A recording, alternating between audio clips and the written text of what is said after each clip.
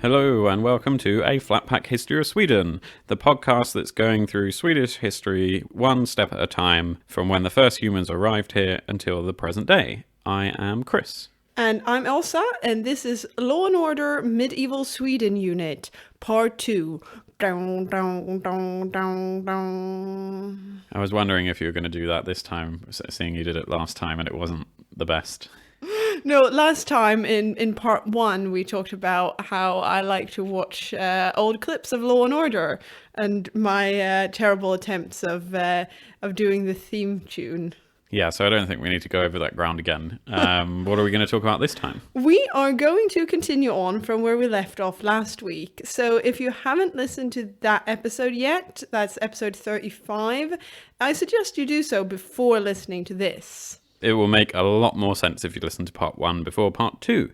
But that's what we are going to get on with today, part 2, after our Swedish phrase of the week. Yay! What's the Swedish phrase? This week's phrase is först till kvarn för först mala. So in English, that would be first to the mill gets to grind first. What do you know about mills, Chris? I've been in the windmill that is about a 3-minute walk from my parents' house when I grew up, and we used to go there on school trips. So I think I've turned the handle to make the mill move round. Wow, for someone who lives in the 21st century, that's extensive mill knowledge. And you can tell how surprised Orsa was because it isn't written in the script about that story. No, it's written in the script that I'm supposed to say not much, apart from that's where that you grind the grain. So, surprise fact from a flat pack history of Sweden. And even more surprising, not just in a podcast sense, you have never mentioned this to me in the whole time that we've known each other. You had no idea you had this extensive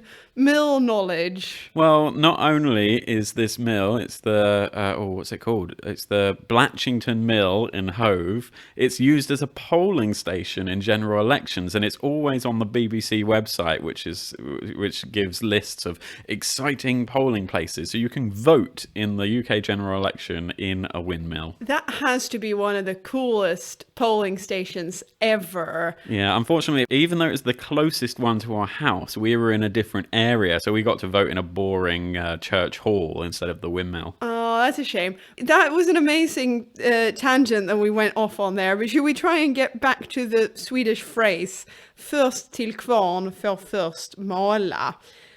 In this phrase, the mill is more proverbial. It means that whoever does something or says something or gets somewhere first gets to do or say or receive whatever is in question. So it's pretty much exactly the same as first come, first served. In English, yeah, that would be an English equivalent phrase. I would say they are used exactly the same. You might say in English, if you're going to an event and there's a limited number of tickets, it's on a first come, first served basis. And we'd say the same in Swedish, except it would be first to the mill gets to grind first. Först till kvarn för först mala. First come, first served would be put up on notice boards and things in the UK. Would you write the same in Swedish? Or would you shorten it? First kvarn or something? Or Exactly. We like to abbreviate things in Swedish. So quite often we just write or we'd say, oh, it's först till kvarn. It's first to the mill. Okay, cool. Thank you very much. But we should now probably move onwards with today's episode. Yeah, like we said last week, the early 1200s is a time that sees a lot of change in both the thinking around law and order and the practical application of it. Today we're going to be talking about the more practical aspects of the legal system. In the previous episode, we covered more the sort of changes in thinking around the law. We said last week that we decided to do this episode now because it is from this point in our journey that we have the first written down legal text, Västgötalagen, or in English, the Västgöta Law. Historians aren't able to give a precise date for when it was written, but it's dated to the first or possibly the second decade of the 1200s. It should actually be referred to as the older Västgötalaw because there is also a revised version written in 1284 that's called Västgötalagen, but that's referred to as the younger of the two. Well, the Västergötland law is Sweden's oldest written down legal text, as we said. It would probably be an exaggeration to call it a book. It's more of a manuscript or a scroll in length. It's all written by hand, because remember, this is well before the age of the printing press, and it's likely that the copy that has survived to the present day contains fragments from a few earlier manuscripts as well. There are bits that seem to have been copied from other texts, people using copy and paste when they're writing down this old text, and it's written in a way that's quite common for the period. It's sort of a mix between ancient Norse Swedish and medieval modern Swedish, and the letters are sort of a mix between more runey looking script and just the normal Latin alphabet thrown in there too, so it's a bit of a smorgasbord, as we would say. It's actually very difficult to read for someone like me who, whilst I'm a native Swede and I studied Swedish for 12 years in school, I'm not used to the older version of the language. I can sort of make out the odd word when I look at the text, and at times I can make out a whole sentence, but I'm far from able to read the whole thing. Well, it's like me reading anything from the 1500s in English. Like before Shakespeare came around, even Shakespeare's very hard to read in some ways. So. Yeah, and I suppose that would be true. I don't know, our listeners speak a multitude of language. I'm guessing that it's the same in pretty much any language, that it is really hard to read texts that are, in this case, sort of 800 years old. So, who put pen to paper and wrote down this now quite difficult text? Well, that's a good question, because if you remember in the episodes when we were talking about the Bjälbo family, there was a middle brother of Börje Brosa and Karl the Deaf, who was never Jarl himself, but he had a son called Eskil, who was known as a lawman in Västergötland, and this is one of the jobs that we mentioned in passing briefly, and including in the previous episode. As like everything, this Bjälbo family had hands in every pie, or fingers in every pie, not a whole hand. They were literally everywhere. So you're saying Eskil, the lawman, he is the son of Magnus Minnesköld, who was the brother of this super jarl, Birger Brosa. Yes, and died in one of those battles, and I think in Lena in 1208. But yeah, it's difficult for historians to determine exactly who wrote the Västergötland law, most likely because it was a number of people, but it does seem like this Eskil was involved in some way, but probably just as one of a group of people involved, because he was around doing this job at the time. Interesting. Yeah, and the Västergötland law is very much still an existing physical object. Like I said, it's survived to the modern day. A physical copy is kept in the archives of the Royal Library here in Stockholm, and authors check the website and you can actually go and see it, but you need to book a time in advance. Can you actually pick it up? Probably not. Just look at it in a case or something, maybe? I don't know, since I wasn't able to do it myself, because when you clicked book, it just had a little disclaimer, sort of service not available at the moment due to COVID-19 pandemic. Yeah, they don't want the law getting corona.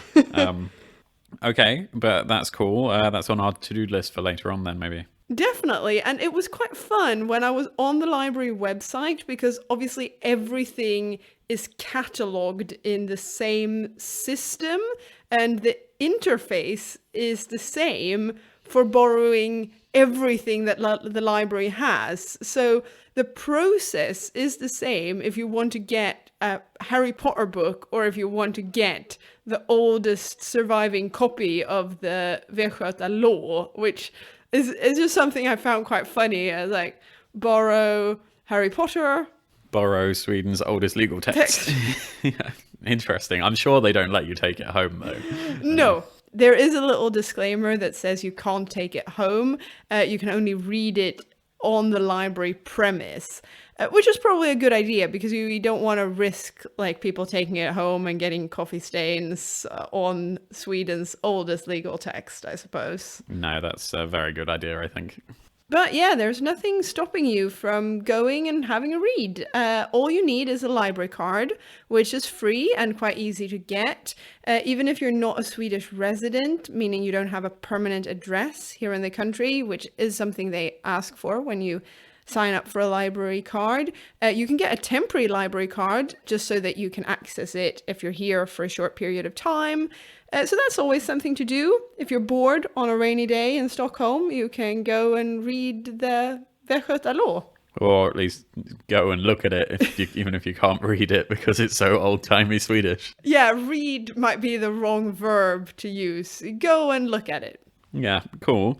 Well, the name of the law is also a bit indicative of what the law was, because Västergöta comes from Västergötland, so that's sometimes what I call it. I just call it the Västergötland law rather than the Västgöta law. And that's one of the counties, the major counties where a lot of these kings and stuff are being elected in the last couple of episodes. They're coming from this area because it's where a lot of the first things are happening in Sweden, because it's where lots of many people live. And this is the law of that area.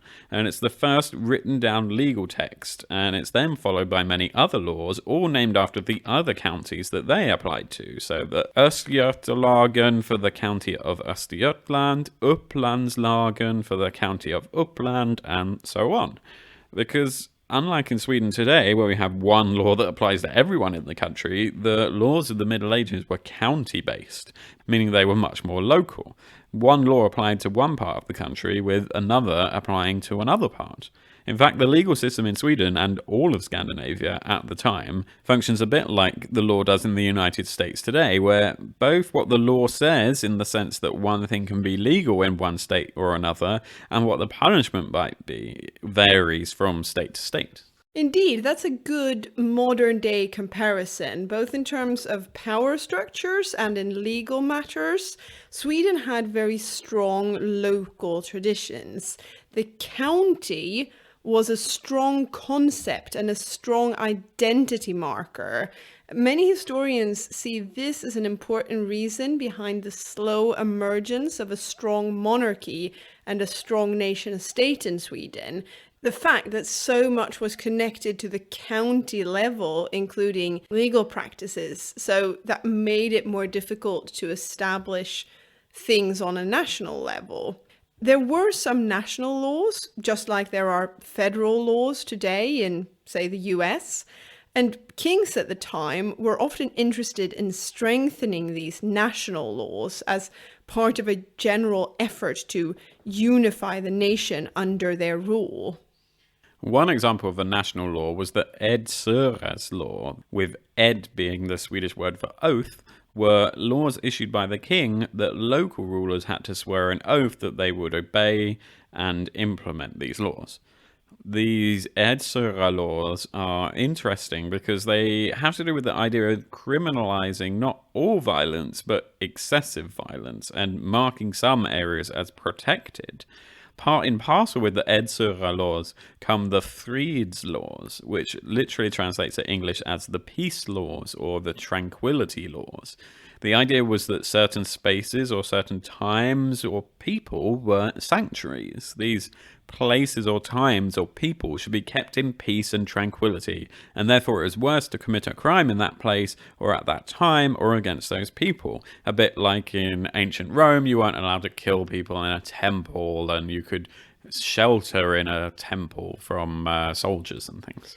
Yeah, and in High Middle Ages Sweden, one example of how these Frids laws applied was that the home was a place that was under Frids lag. So it was a sanctuary. And if you committed a crime there in a home, that was worse than doing it out on the road, because people should be able to feel safe in their homes. And it's also a bit like what we talked about last week, that a crime committed in the open was less dramatic than a sneaky crime where you tried to get away with it in secret. Exactly. And other examples of places that were put under fridslag were the ting itself and the church. And my favorite place, the bath. As in the bathhouse or in the actual tub. No, just where you took your bath, which was probably in a tub. There was actually something called badstugefriden, the bathhouse peace, a law that essentially said it was worse to commit a crime or to attack someone while they were taking a bath, or indeed while they were on the loo, than to attack them elsewhere or at another time. So in short, the bath was a sanctuary, as I think it should be. I don't like to be bothered when I'm in the bathroom. I don't think many people do. And so I think this whole law side of things goes back to the whole idea of honor and that doing things secretly was worse than doing it in the open, like I just mentioned. Attacking someone who's in the bath is not really an honorable thing to do, since it doesn't really give them a chance to fight back unless they have a warrior duck that sits on the bath next to them, like our rubber duck. Yeah, we have a bath duck, a rubber duck. Who's a Roman soldier, so he would be very helpful. But yeah, not everyone has that, and it's sort of cowardly, I guess, is the idea that you attack someone whilst they're taking a bath. You know, they're all relaxed. Maybe they have their eyes closed, and that's not okay. No, and but anyway, the Fridslaws and Edsera laws were national laws for all of Sweden. But in general, the county laws were stronger. The idea of uniformity across the country, for example, when it came to laws, was not always seen as something positive in Sweden during the High Middle Ages. Many, and these included people in power, held the belief that the people who live in a certain area know it best and know what it's like to live there, and so should be in charge of it and regulate it as they see fit. But what was the actual implementation of the law like? How did the courts work in High Middle Age Sweden? Well, we actually know relatively little of what the actual practice of the law looked like, and much of what we do know is based on facts that we have from Iceland at the time, that historians then think might also apply to Sweden. What we do know is that one or more counties with the same law, like Västergötland with the Västgöta law, they made up a lagsaga, and each lagsaga had a ting. Lagsaga looks very much like lasagna. Yeah, they all shared in one lasagna. Yeah. No, one lagsaga. So an area with the same law, they made up one lagsaga, they had one ting. We talked about tings during the Viking Age, and they're still around at this time, but now they have more taken on the form of just a court. So for simplicity's sake, we might just say that a ting is a court and call it a court. And that's the same in modern Swedish now, isn't it? Well, you have a tingsrätt. Which is the lowest of the three levels of courts that we have in modern day Sweden. So a local court like this. Each lagsaga was in turn divided into smaller districts called härader in the Götaland area and called hundaren in the Svealand area. Only the most serious crimes were dealt with at the court for the whole lagsaga. Lesser crimes were dealt with by the court in each district. The courts across medieval Scandinavia looked more like modern-day Anglo-American courts do, in the sense that they were practiced by a jury, which Scandinavia doesn't do today. Something that I find is really odd, by the way, when we talk about modern Scandinavia. No jury duty for me. Nope. For anyone. But back to the past, and we don't know the number of jurors, but we do know that the jury was often structured so that half the people were elected by the defense and half by the prosecution, and it could only be made up by free men, so no slaves and no women. Yeah, we should remember that there's very much a class element involved in this. It's really only rich, free men who can afford to take time off from the farming to take part in legal practice. We need to keep this in mind when we talk about how legal practice worked. On the other side of things, the victim or the affected people or persons had to bring the matter to court themselves and represent themselves. It's only in the future, in the late Middle Ages and into the Renaissance, that we get the practice of lawyers and prosecutors. There's also no separation between civil and criminal law at this time. In fact, many of the oldest written down laws deal with matters that we would today regard as civil law, such as public access to fishing grounds and things like that, and when you can hunt wolves and how many, or on the other side of things, inheritance and property regulations. An interesting difference compared to modern legal proceedings is that they seem to have placed less importance on evidence and more on witnesses and their statements, which were double checked, but also on the character of both the victim and the defendant. I guess that once again we're back to the whole importance of honor and truth and character. The fact that so much importance was placed on the character, the personality, and the social standing of both the victim, perpetrator, and of witnesses did mean that there was a risk of creating a trial that we would probably see as quite unfair and with our modern eyes. People who had a poor reputation for some reason, or who lacked the social network that was so vital to life and survival in the High Middle Ages, like people who were strangers to that particular local community, they ran the risk of being judged more severely or not being believed. A greater importance was also placed on the idea of confession. The perpetrator should ideally not just be sentenced, but should also confess his crime. Again, that's a sign of the importance of trustworthiness in society. And perhaps a certain influence of the church and the idea of confessing your sins in a religious sense. It's also interesting to see that failed crimes were not judged as severely as they are today. For example, today, if you try to murder someone but fail, you will still be sentenced for what we call attempted murder today. Or, well, there's a whole category of crimes that go under attempted something, and they still carry severe penalties in our modern day system. But there seems to have been no such thing in Sweden in the High Middle Ages. Attempted crimes or instigated crimes were judged less severely or just not at all. In general, they seem to focus on how bad the end result of the crime was, rather than necessarily what the intention had been from the beginning.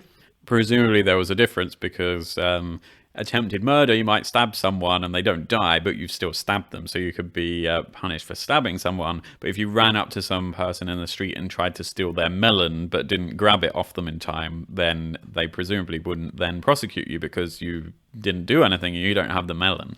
I think if you try to steal someone's melon in the High Middle Ages in Sweden, their first thought would have been, what is that? Where did you get a melon from? Yeah, true. Exotic fruits weren't really a thing in High Middle Age Sweden. No, that's true. Anyway, if you were unlucky enough to be caught or suspected of committing a crime in medieval Sweden, you would be taken to the ting. And presiding over the legal proceedings at the ting were men called lagmen, literally lawmen. And this Eskil, son of Magnus Mynechweld, was one of those in Västergötland.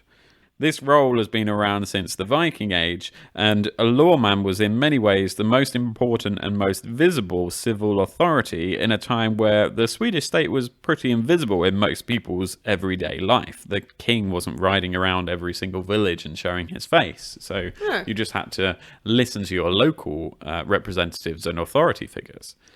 These lawmen, because they were men, was a legal expert, a chief justice, spokesman of the court, political leader, an elected official and policeman, sort of all rolled into one supreme leader of the ting.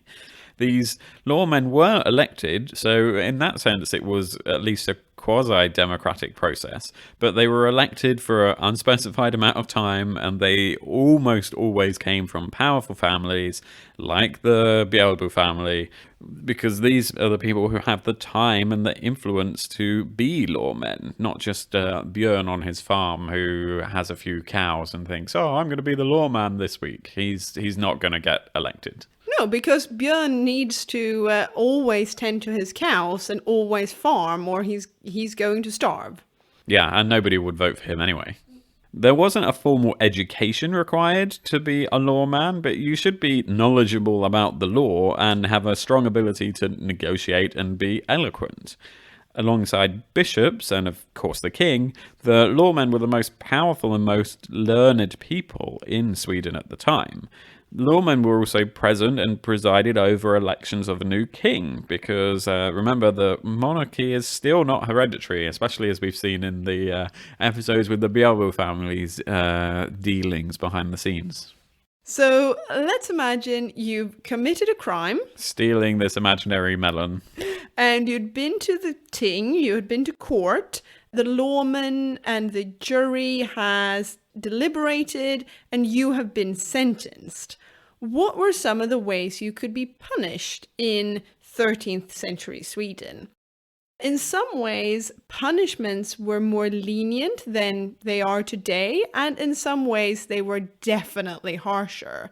Overall, punishment grew harsher as the Middle Ages went on in Sweden, and historians think that that's much to do with an increased German influence in Swedish state matters. Interesting, from all those traders coming into Stockholm and the various areas.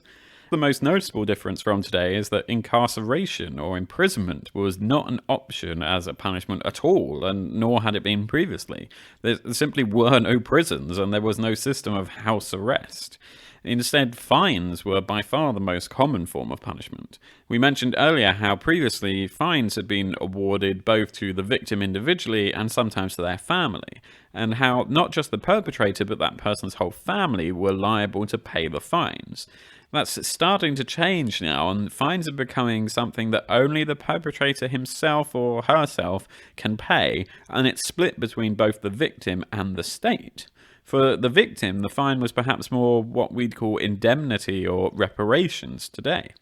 And for the state, it was a way to pay for this increased legal system and to also get in more money. The fact that part of the fine was now sent to the state or to the church if it was a crime that was judged by canonical law was one reason why the state and the church is now increasingly involving itself in strengthening and expanding the legal system. Quite simply, there was more money there at stake for them. If there were more crimes that they could prosecute people, then they would get more money. In Sweden, the part of the fine money that went to the state was actually split two ways. One part went to the king himself and one part to the county. In the case of the most serious crimes or crimes of a nature that inflicted damage more to the state than an individual person, the state would get more money. The king would get more money than the local county.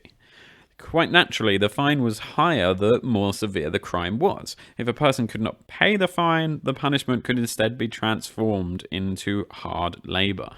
For those who didn't just get off with a fine, there were harsher punishments waiting, at least in terms of actual pain awaiting the perpetrator. Flogging or losing a limb were the most common physical punishments. And do you know which limbs were most often lost? Let's go for an arm. Well, in no particular order: tongue, nose, hand, foot, and ear. Those were the most common limbs to lose as a punishment for a crime. Obviously, the person didn't get to choose themselves. You were sentenced to losing a particular limb. Physical punishment was often combined with some sort of shaming element, like you were flogged in public for everyone to see. Or indeed, you could be sentenced to shaming just on its own. Such punishments included being paraded through town or having your hair cut off. Again, I think to understand why shaming was a part of the punishment, we need to remember how important honor was to the Swedes at the time. Yeah, we keep coming back to this honor thing, don't we? In almost every type of situation. In general, when we look back and review court documents that have survived from the time, it seemed like punishments, especially physical punishments, were more often meted out to men. Most likely there were fewer criminals who were women, much like there are today, but we can't know for sure. Maybe they were just better at not being caught. The most severe of all physical punishment is, of course, capital punishment, losing your life. The death penalty was relatively rare in Sweden in the early half of the Middle Ages. Then it was mostly used on enslaved people, but it became more common in the 1200s, but still relatively few crimes carried the death penalty. A quick sidebar for a jump very far ahead in our timeline. When do you think Sweden got rid of the death penalty? Early 1900s. Yes, 1921, the Swedish parliament decided to abolish the death penalty for crimes committed in peacetime. However, we had the death penalty for crimes committed in wartime until 1973, which I always find surprising. Of course, by then, Sweden hadn't been at war for 159 years, so the distinction was a bit unnecessary anyway. There hadn't been a wartime to commit any crime in for a long period of time. The last person to lose their life after being sentenced to death and the last execution carried out was in 1910. And we posted something on our social media about the last public execution, where the axeman took 3 attempts to cut off this person's head, and so then they made them all happen in secret, because previously, like this public element, they were done outside where people could watch. Yeah, but anyway, back to the 1200s. Yes, because if you were sentenced to death, you were one of those unlucky people, there were different sort of levels as to how harsh your execution was. You know, being killed wasn't bad enough. The best, the most honourable way was to be executed by decapitation, preferably with a sword. Hanging was the worst because, we're back to honour, hanging was seen as embarrassing and dishonourable. But you could also be stoned to death, burnt alive, or indeed even gibbeting, the lovely practice where you are hung up in a sort of cage and left to die of hunger and starvation whilst other people mocked you and threw tomatoes at you. Again, they would have needed to find tomatoes somewhere in the High Middle Ages first to throw at you. I can only apologize for Chris's abominable fruit and vegetable knowledge. There were no melons or tomatoes. No, but I'm saying it for a joke. It's not that I have bad knowledge, it's because I have excellent humour. Well, we'll let our listeners be the judge of that. Yeah. Perhaps the most interesting thing about capital punishment was that they were often carried out by the victim or a member of the victim's family, a sort of hangover from the blood feud practice we talked about. So if you stole Björn's cow and they sentenced you to death, Björn would be doing the cutting. Yeah, with the help of one of his cows. Yeah, maybe. In the 1200s, we start to see the introduction of henchmen or executioners, in particular in towns. And this is done thanks again to influences from Germany, where the practice of having henchmen and executioners and people doing the punishment for you was much older. You'd think capital punishment, the death penalty, was the worst punishment, but there is actually another thing that Swedes in the High Middle Ages deemed as the most serious punishment. And it is interesting because it is something that's completely disappeared today, and that was to be judged fredlös, or outlaw in English. To understand why this was seen as so severe, we must once again remind ourselves that we're in a time and a place where being part of a community and being seen as a trustworthy and honorable member of that community is the only way to survive. Without being part of something larger than yourself, you literally get no food and nowhere to sleep in this society that is almost entirely rural and totally dependent on subsistence farming. Because being judged an outlaw meant that you lost all of this support. If you were sentenced to be fredlös, which literally translates to English as without peace, you were ostracized or exiled from your community. Anyone, anywhere, could beat you up or kill you. Or in a way, it's like a horrific cat and mouse game where the outlaw becomes the mouse. No one could or would help them. Assisting an outlaw itself was a crime punishable with fines. Because the legal system was based on each county, you were only deemed an outlaw in the county where you'd been sentenced. But as the 1200s progressed, the system was extended, so for the most serious crime, you could be deemed an outlaw in the whole country. Becoming an outlaw was also often used as a punishment for crimes under those less common national laws. I want to know how people, if you walk to another village, how they would know you were the person who was an outlaw. I think we need to respect how fast rumors spread. But you could just change your hair and And how would they know what you look like? News travels fast. It's difficult for us to really comprehend, but to be fredlös, being deemed an outlaw, seems absolutely horrific in that it's a kind of mental torture as well. You know that anyone can jump you at any time, beat you and kill you. And you know that's what everyone wants to do, and you're all alone in that. It's a bit like a weird medieval Hunger Games. Yeah, it definitely sounds pretty bad. In many ways, it was almost a way to create a regulated form of the blood feud practice because it allowed the victims, or not just the victims, but anyone really, to seek revenge for this crime while still incorporating it into a more formal legal practice.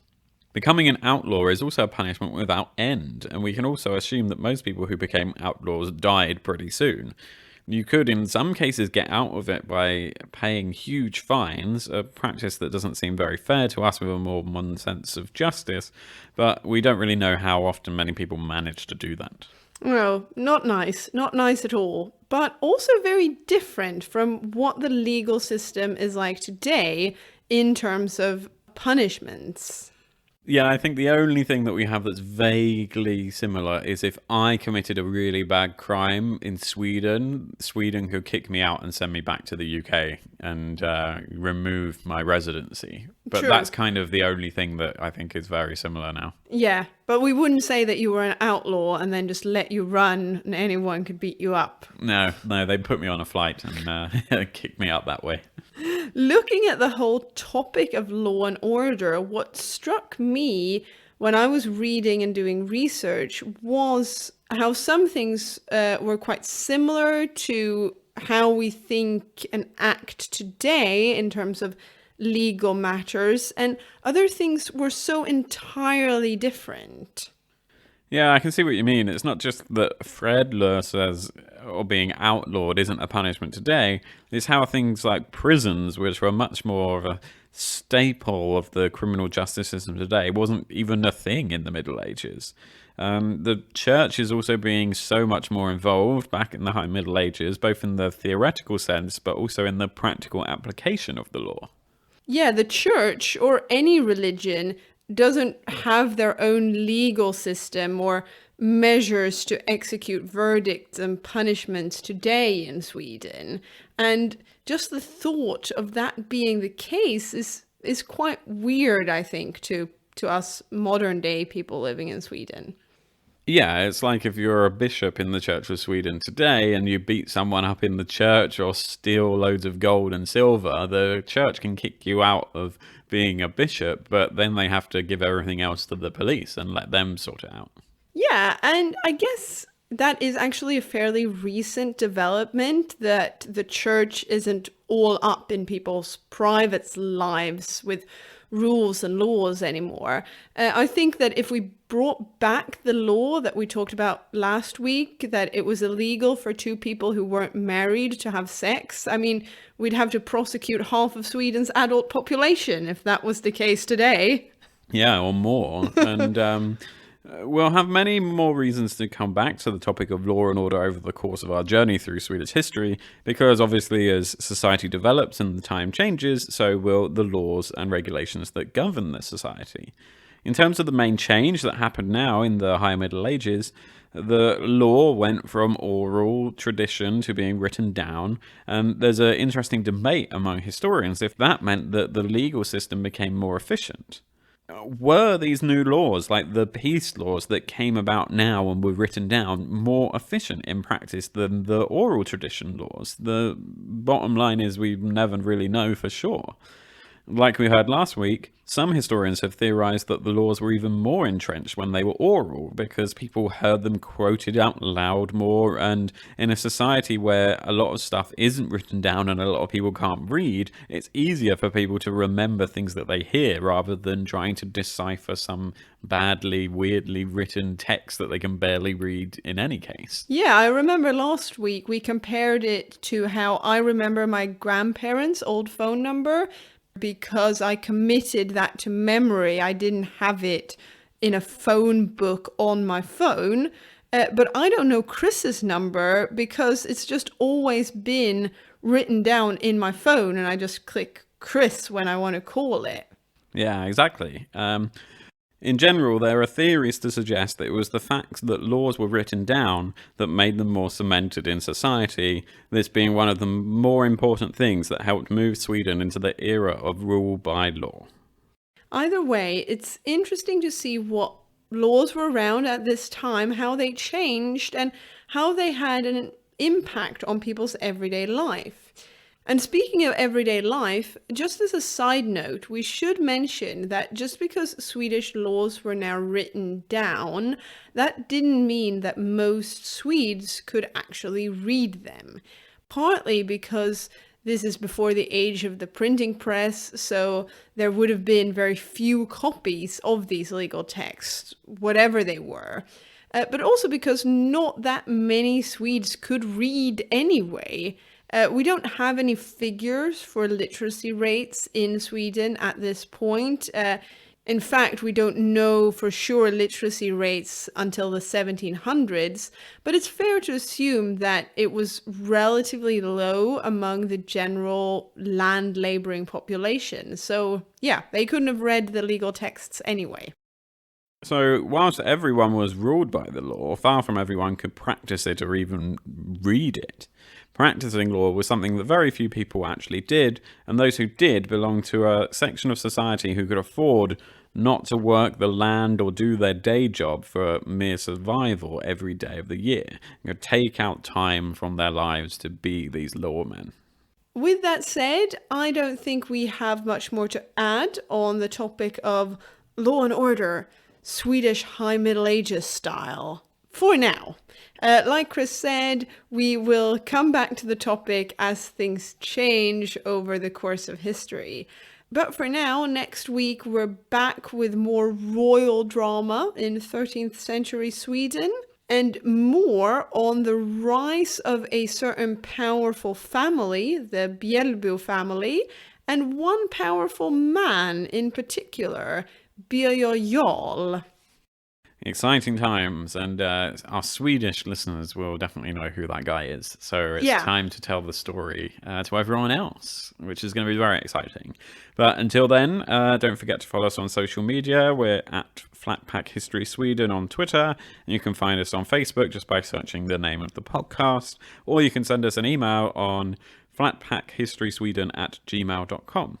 And in fact, our Swedish-speaking listeners or people living in Sweden who have learnt a bit of Swedish, if you have any suggestions on good phrases for us to cover in the Swedish Phrase of the Week, do let us know. Our list is running a bit low. We need to do a bit more work on adding to the well of Swedish phrases. Yeah, so please submit your suggestions.